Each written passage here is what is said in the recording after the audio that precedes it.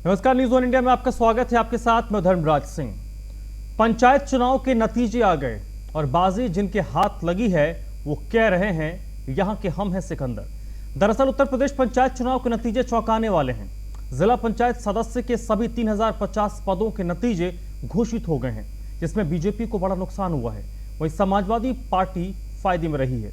इस बार निर्दलियों ने बड़ी संख्या में जीत हासिल की है। वहीं अब जिलों में जिला पंचायत कौन बनेगा, इसको लेकर रोमांच बढ़ता जा रहा है।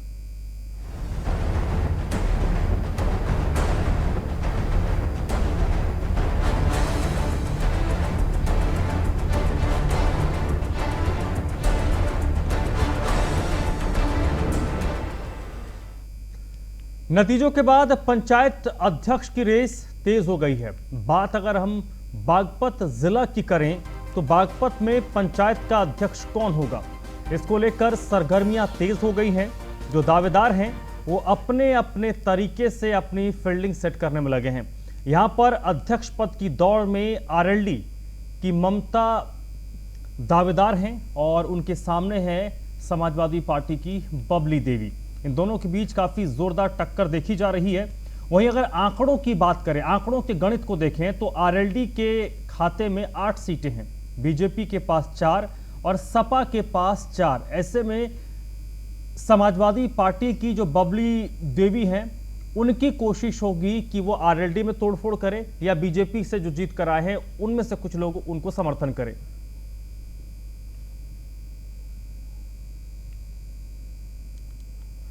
उन्नाव में पंचायत अध्यक्ष कौन होगा, इसको लेकर उन्नाव में भी सरगर्मियां बढ़ी हुई हैं। सभी जो अहम दावेदार हैं वो अपने अपने हिसाब से दावेदारी जता रहे हैं, लेकिन यहां पर शकुन सिंह जो भारतीय जनता पार्टी से जीत कर आई हैं उनके और मालती रावत जो साइकिल पर सवार होकर पंचायत अध्यक्ष की रेस में आगे चल रही हैं और टक्कर बीजेपी और समाजवादी पार्टी के बीच यानी शकुन सिंह और मालती रावत के बीच उन्नाव में नजर आ रही है। बीजेपी के पास यहां पर अगर अंक गणित की बात करें तो 8 सदस्य हैं, सपा के 20 और बीएसपी के 3 सदस्य हैं।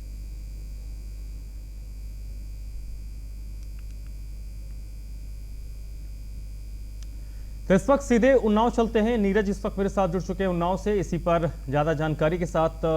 नीरज, आंकड़ों के गणित को अगर देखें तो सपा की उम्मीदवार जो हैं वो साफ तौर पर जीतती नजर आ रही हैं, लेकिन पंचायत के अध्यक्ष की रेस में कुछ भी संभव है, अंतिम वक्त तक भी तोड़फोड़ हो सकता है।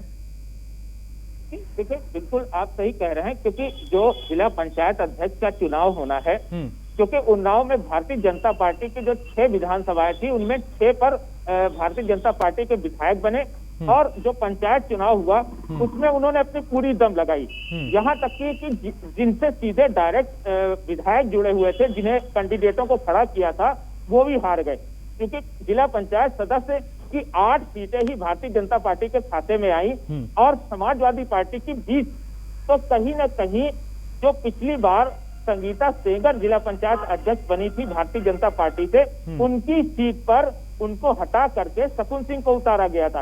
अब जो जिला पंचायत अध्यक्ष का चुनाव होना है उसकी प्रबल दावेदार भारतीय जनता पार्टी से शकुन सिंह है, जबकि समाजवादी पार्टी से मालती रावत है। लेकिन मालती रावत के पास में एक प्लस पॉइंट ये है कि उनकी 20 सीटें खुद की समाजवादी पार्टी की हैं, उन्हें सिर्फ 6 सीटें खरीदनी पड़ेंगी, क्योंकि कुल 51 सीटें हैं और 51 सीटों में ही जिनके पास 26 जिला पंचायत सदस्य होंगे वो चुनाव जीत जाएगा। तो कहीं न कहीं जो समाजवादी पार्टी की मालती रावत हैं वो प्रबल दावेदार हैं और उन्हें कम खरीद फरोख्त करनी पड़ेगी, क्योंकि उनके ही पार्टी के जो 20 कैंडिडेट हैं वो ऑलरेडी उनके पास में।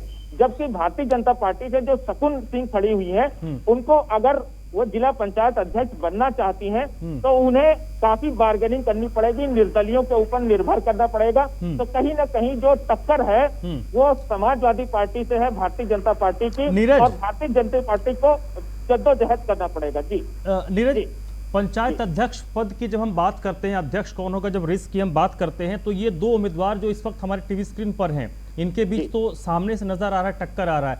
पर्दे के पीछे से बड़े खिलाड़ी खेल खेलते हैं। उन्नाव में कौन से बड़े खिलाड़ी हैं जो दोनों तरफ से खेल कर रहे हैं? देखिए, उन्नाव में जहां तक कि भारतीय जनता पार्टी में जो बड़े लोग हैं, जैसे यहाँ के सांसद हैं साक्षी महाराज, वो जो है बड़ा रोल प्ले करते हैं। और सबसे एक अहम नाम यहाँ पर आता है जो सदर विधायक है पंकज गुप्ता। कहीं ना कहीं वो उत्तर प्रदेश सरकार में सभापति भी हैं और उनका दबदबा है, क्योंकि कहीं ना कहीं चाहे वो सदर हो या अन्य सीटें हो, इस समय उनका वर्चस्व चल रहा है। तो भारतीय जनता पार्टी की जो इस बार जिला पंचायत अध्यक्ष का चुनाव होगा या जो कैंडिडेट उन्होंने खड़े किए हैं, उनमें जो सांसद साक्षी महाराज हैं वो बहुत इंटरेस्ट नहीं दिखा रहे हैं, लेकिन पंकज गुप्ता कहीं ना कहीं उनके ऊपर जिम्मेदारी है, उनके कंधों पर जो आला कमान है उसने जिम्मेदारी डाली है कि जो जिला पंचायत अध्यक्ष हो वो भारतीय जनता पार्टी का हो। तो जो पंकज गुप्ता सदर विधायक हैं वो दमखम लगा रहे हैं। शकुन सिंह के साथ में जो है जो कैंडिडेट हैं जो निर्दलीय हैं उनकी बार्गेनिंग शुरू हो गई है। अब देखना ये होगा कि 26 जो जिला पंचायत सदस्य हैं वो किसकी तरफ जाते हैं और जिसकी तरफ 26 जिला पंचायत सदस्य होंगे जो जिला पंचायत अध्यक्ष की सीट उसी के नाम होगी। जी चलिए, बहुत बहुत शुक्रिया फिलहाल नीरज आपका। तो ये उन्नाव का समीकरण है जो नीरज आपको बता रहे थे कि कौन आगे से फ्रंट फुट पर खेल रहा है, कौन बैकडोर से खेल खेलने की कोशिश कर रहा है। बढ़ते आगे बात करते हैं देश के एक और सबसे चर्चित सीटों में शुमार, सबसे चर्चित जिला अमेठी। अमेठी में अध्यक्ष पद की रेस को लेकर क्या गणित बन रहा है वो आपको बताते हैं। पंचायत अध्यक्ष की कुर्सी के लिए यहां पर समाजवादी पार्टी और बीजेपी के बीच एक दिलचस्प खेल नजर आ रहा है। बीजेपी से राजेश अग्रहरी और समाजवादी पार्टी से शीलम सिंह, इन दोनों के बीच यहां पर टक्कर देखने को मिल रही है। और अगर अंक गणित की बात करें तो बीजेपी के पास यहां पर 8 सीटें हैं, कांग्रेस के खाते में 2 सीटें हैं और सपा के 9 और बीएसपी के 3 सदस्य हैं। अमेठी में निर्दलियों के खाते में 13 सीटें आई हैं, तो यहां पर जो निर्दलीय हैं उनकी भूमिका काफी अहम हो जाती है।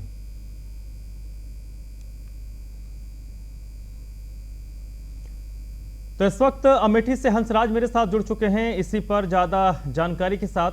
हंसराज, अमेठी में क्या चल रहा है? अध्यक्ष, ये तो 2 खिलाड़ी हैं जो सामने नजर आ रहे, राजेश अग्रहरी हों या शीलम सिंह, ये 2 हैं प्रत्याशी हैं जिनके बीच टक्कर बताई जा रही है, लेकिन पर्दे के पीछे से कौन कौन खेल कर रहा है यहाँ पर? बिल्कुल, हम आपको बता दें कि जिस तरह से अमेठी में पंचायत चुनाव हुआ था और भाजपा ने गणित लगाया था कि हम सबसे आगे होंगे, लेकिन कहीं ना कहीं अमेठी में सपा ने बाजी मारी है और सबसे ज्यादा सीटें 9 सीटें सपा की हैं, जबकि भाजपा सपा से पीछे है, मात्र 8 सीटें हैं। लेकिन दोनों पार्टियां अपने अध्यक्ष पद की कुर्सी के लिए बराबर दमखम दिखा रही हैं। चूंकि केंद्रीय मंत्री स्मृति ईरानी का यह संसदीय क्षेत्र है, तो उनके करीबी राजेश मसाला, जो कि राजेश अग्रहरी उर्फ राजेश मसाला है, जो कि वार्ड नंबर 30 से पंचायत सदस्य जीते हैं, तो भाजपा से कहीं ना कहीं वो स्मृति ईरानी के करीबी भी हैं, इसलिए उनको कयास लगाया जा रहा है कि भाजपा से वो ताकतवर उम्मीदवार होंगे। और वही अगर हम बात करें सपा की, तो सपा से राकेश विधायक, जो कि सदर गौरीगंज के विधायक हैं, सपा से उनकी पत्नी शीलम सिंह चुनाव 8 नंबर वार्ड से जीती हैं। वो भी अपना दमखम और पुरजोर कोशिश कर रहे हैं कि अध्यक्ष की कुर्सी पर हम ही कब्जा हों। तो इस प्रकार से भाजपा और सपा दोनों अपने दमखम के साथ जुटी हुई है। लेकिन अब देखने वाली बात ये होगी कि कौन होगा अमेठी के जिला अध्यक्ष, ये तो आने वाला वक्त ही बताएगा। ठीक है हंसराज, कांग्रेस के लिए बड़ा निराशाजनक रहा पंचायत चुनाव। पहले लोकसभा चुनाव में राहुल गांधी को हार मिली। एक राहुल गांधी परिवार का ये पुश्तैनी सीट, लोग कहते हैं कि भाई परंपरागत सीट है, यहाँ से गांधी परिवार का कोई भी खड़ा होगा जीत जाएगा। पहले राहुल गांधी हारे, उसके बाद इस बार के पंचायत चुनाव में उम्मीद की कांग्रेस कुछ उपस्थिति दर्ज कराएगी। कांग्रेस के लिए बड़ा निराशाजनक रहा ये चुनाव। जी बिल्कुल, अगर हम कांग्रेस की बात करें तो अगर हम अमेठी की बात करते हैं तो गांधी परिवार से अमेठी का सदियों से नाता था। हमेशा लोकसभा सीट पर हमेशा गांधी परिवार का ही कब्जा रहा करता था। लेकिन इस बार अगर हम लोकसभा की बात करें तो जिसमें कि खुद राहुल गांधी अमेठी से सीट हारे थे, और अगर हम बात करें तो पंचायत चुनाव की तो मात्र 2 सीटें पा करके कांग्रेस को शब्द करना पड़ा है, तो कहीं ना कहीं कांग्रेस की स्थिति फिर वही पुरानी बद से बदतर है। तो पंचायत चुनाव का अध्यक्ष का निर्णय जो है अमेठी में, जो निर्दलीय प्रत्याशी हैं, क्योंकि वो 13 लोग हैं, 13 निर्दलीय हैं, तो कहीं ना कहीं इन्हीं के ऊपर भाजपा और सपा दोनों अपनी गठजोड़ गणित लगा रही है।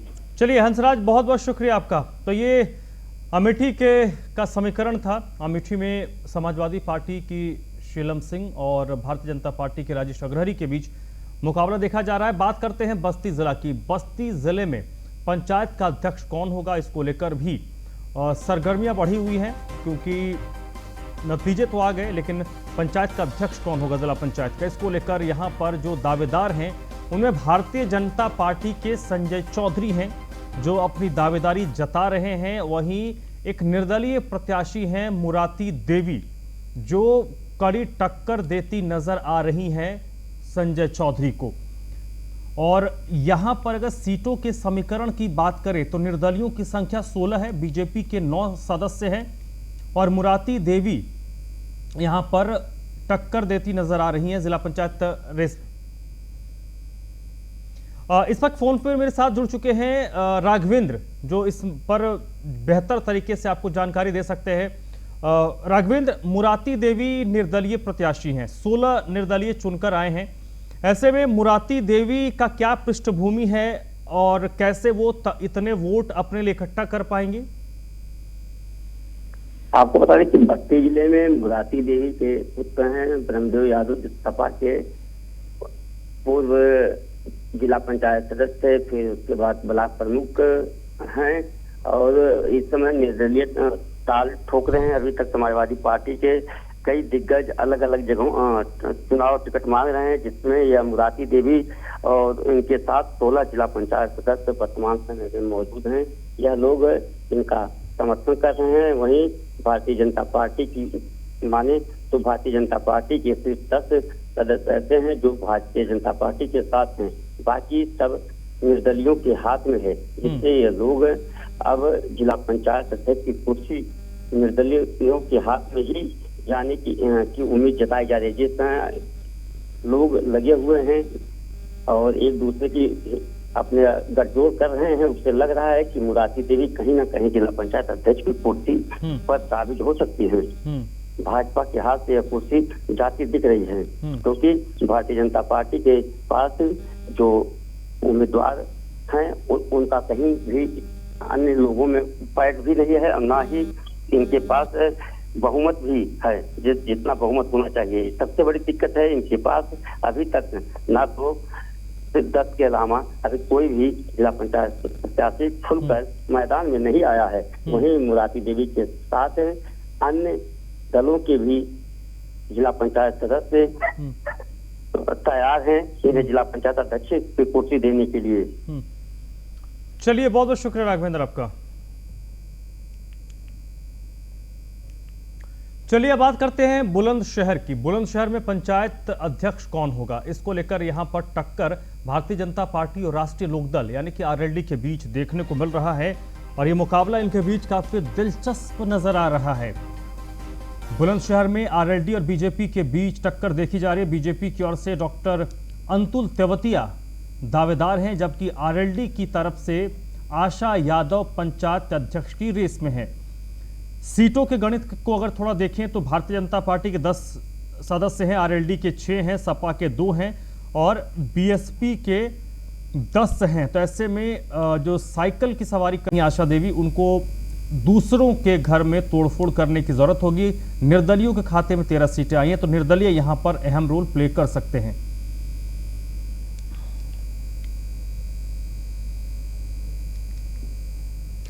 वहीं रायबरेली में समाजवादी पार्टी से जिला पंचायत अध्यक्ष पद के लिए विक्रांत अकेला ने ताल ठोक दी है।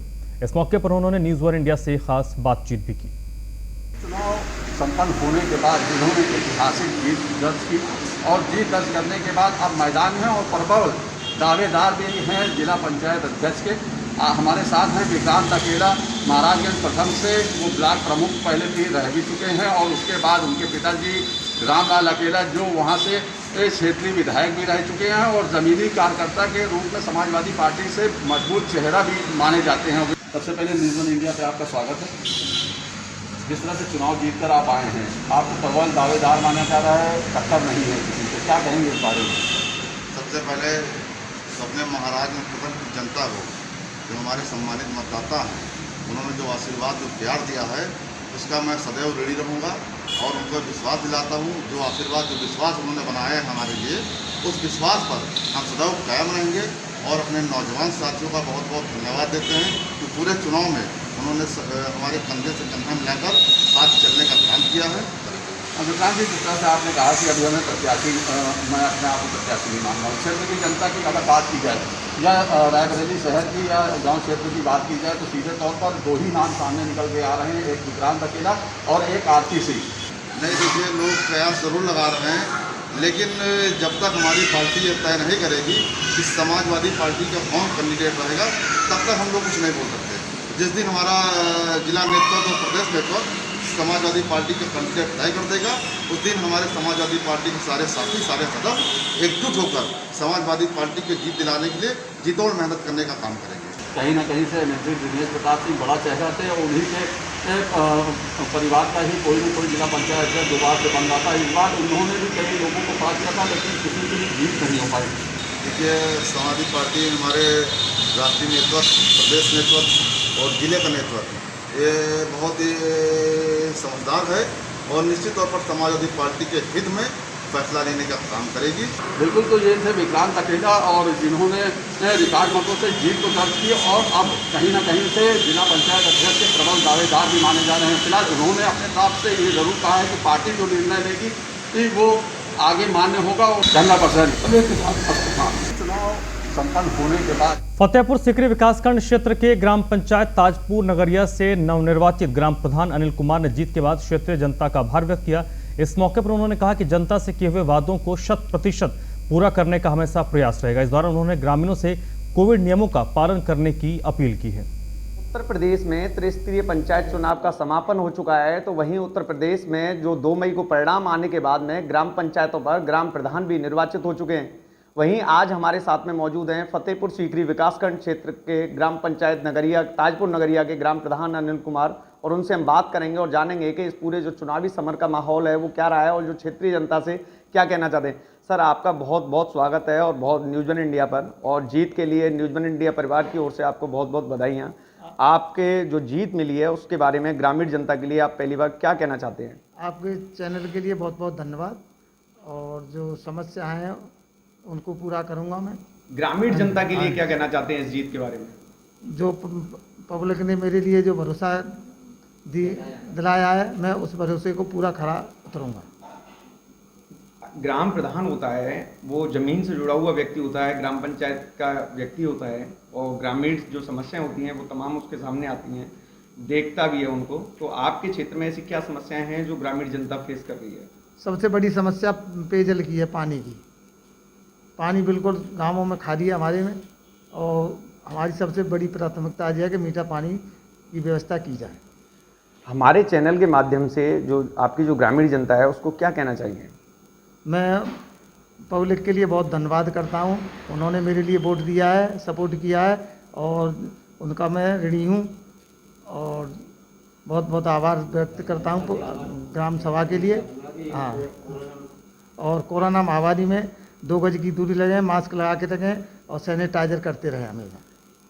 हमारे साथ में मौजूद थे जो ग्राम प्रधान है, नवनिर्वाचित जो ग्राम प्रधान है अनिल कुमार हैं। उनका साफ तौर पर कहना है कि जो उनके द्वारा जो क्षेत्रीय जनता से, जो ग्रामीण जनता से जो वादे किए गए थे उनको वो पूरी तरीके से 100% पूरा करने का प्रयास करेंगे।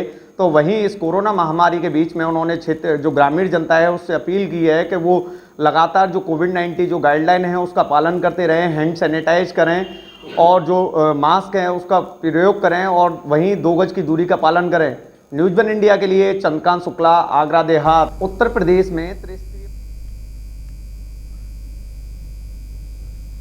सीतापुर में संदिग्ध परिस्थितियों में एक युवक की मौत हो गई। परिवार ने पुलिस पर युवक को पीटने का आरोप लगाया है। परिवार का आरोप है कि पुलिस की पिटाई से युवक की मृत्यु हुई है। हालांकि घटना के बाद परिवार के लोगों का ये भी कहना है कि युवक का पोस्टमार्टम भी पुलिस ने नहीं करवाया। सीतापुर के मछरेहटा थाना क्षेत्र के कस्बा का ये मामला है।